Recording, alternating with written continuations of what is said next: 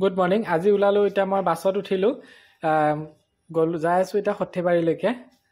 লগৰটোৰ ঘৰ তাতে কিবা সৰ্থেবাৰী সভা আৰম্ভ হৈ আছে, গতিকে মই তালৈকে গৈ আছোঁ, যিহেতু সি মাতি আছে।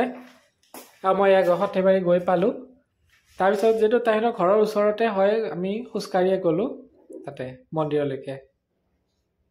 আৰু এনেকৈ সেৱা ভাগ কৰি লৈ তাৰপিছত সভা চালোঁ ধুনীয়াকৈ। এয়া হ'ল সভাৰ দিনৰ দৃশ্য। মানে চব বস্তু ওলাইছে আৰু কাপোৰ কানি বাচন বৰ্তন এনেকৈ যি লয় আৰু।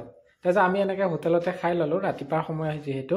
তাৰপিছত এই সৰ্থেবাৰী বিখ্যাত কাঁহ পিতলৰ বাচন এইবিলাক আছে, কিন্তু বহুত দাম, আজিকালি বহুত দাম হৈছে। এনেকৈ কৰি তাৰপিছত ইয়াতে আমি ফল মূলৰ দোকান আছিল, তাতেও এনেকৈ লৈ খালোঁ।